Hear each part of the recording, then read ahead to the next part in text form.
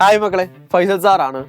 നമ്മുടെ മുമ്പിൽ ഇനി ഫ്രീ ആയിട്ടുള്ള 2 ദിവസങ്ങളെന്ന് നിങ്ങൾ ആലോചിക്കുകയാണെങ്കിൽ, കാരണം ശനിയും ഞായറും ഇനി എക്സാം ഒന്നും ഇല്ലല്ലോ, അതുകൊണ്ടൊന്ന് റിലാക്സ് ആവാന്ന് ചിന്തിക്കുകയാണെങ്കിൽ ഒരിക്കലും അരുതുമല്ലയ്യ എന്നാണ് പറയാനുള്ളത്.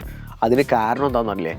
ഇനിയുമുള്ള 2 ദിവസങ്ങൾ കഴിഞ്ഞിട്ട് നമുക്ക് 22-ാം തീയതി കെമിസ്ട്രിയും അതുപോലെ 23-ാം തീയതി സോഷ്യൽ സയൻസും ആണ് വരുന്നത്. ഇവിടെ കെമിസ്ട്രിയുടെ കാര്യം സംസാരിക്കാൻ വേണ്ടിയിട്ട് മിഥുല മിസ്സും ഷഫീഖ് സാറും ഒക്കെ വരുമായിരിക്കും. സോഷ്യൽ സയൻസിൻ്റെ കാര്യം ഞങ്ങൾ തന്നെ പറയണമല്ലോ. എൻ്റെ കൂടെ 2 പേരുണ്ടെന്ന് ഇപ്പോൾ തൽക്കാലം ആലോചിച്ചോ. അവരെന്തായാലും സ്ലൈഡുകളൊക്കെ ക്രിയേറ്റ് ചെയ്ത് കൊടുക്കുകയാണ്. മക്കളെ, സോഷ്യൽ സയൻസിൻ്റെ കാര്യത്തിലേക്ക് മാത്രം വരികയാണെങ്കിൽ നമുക്ക് പഠിക്കാനുള്ളത് ശരിക്കും 13 ചാപ്റ്റേഴ്സാണ്. ഞാൻ പറഞ്ഞു വന്നത് ക്രിസ്മസ് എക്സാമിനേഷനിൽ നിങ്ങൾക്ക് ചോദ്യങ്ങൾ ചോദിക്കുന്നത് 13 ചാപ്റ്റേഴ്സ് എന്നാണെന്നുള്ളത് തന്നെയാണ്. അപ്പോൾ സാറേ, ഫസ്റ്റ് ടേമിൻ്റെ ഭാഗത്തുനിന്ന് ചോദ്യങ്ങളുണ്ടോ എന്ന ചോദ്യമാണെങ്കിൽ ഉണ്ട് മക്കളെ, ഉണ്ട്.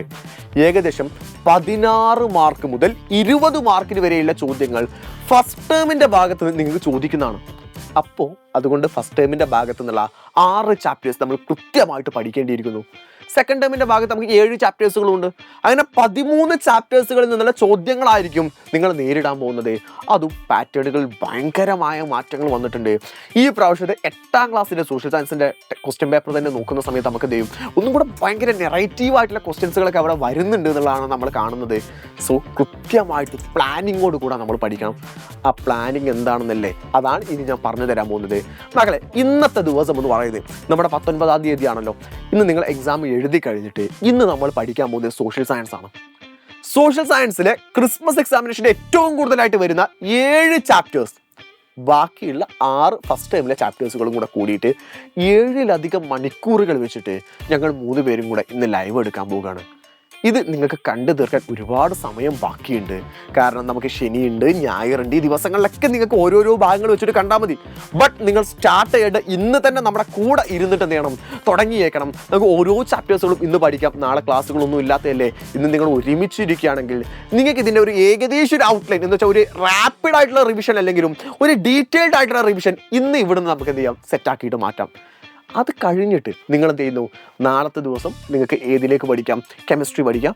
മറ്റന്നാളത്തെ ദിവസവും കൂടെ കെമിസ്ട്രി പഠിച്ചിട്ട് കെമിസ്ട്രി നിങ്ങൾക്ക് അടിപൊളിയായിട്ട് അറ്റൻഡ് ചെയ്യാം.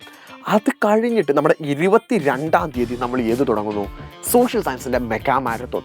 അപ്പോൾ ആ സോഷ്യൽ സയൻസിൻ്റെ മെഗാ മാരത്തോൺ വരുന്ന സമയത്ത് നിങ്ങൾ ആലോചിക്കുക, 23-ാം തീയതി നമുക്ക് എക്സാം ഉള്ളതാണ്. അതുകൊണ്ട് തന്നെ ഏകദേശം ഒരു 10-11 മണിയുടെ ഉള്ളിൽ നമുക്ക് ലൈവ് വൈൻഡപ്പ് ചെയ്യേണ്ടി വരും. നാളെ എക്സാം എഴുതേണ്ട മക്കളാ, നിങ്ങൾ ടയേർഡ് ആവാൻ പറ്റില്ല. നിങ്ങൾ ഹൈ എനർജിയോട് കൂടെ തന്നെ ആയിരിക്കണം നിങ്ങൾ എക്സാമിനേഷന് പോകേണ്ടത്. അതുകൊണ്ട് നമുക്ക് ആദ്യം തന്നെ പഠിച്ചു തുടങ്ങേണ്ടതുണ്ട്.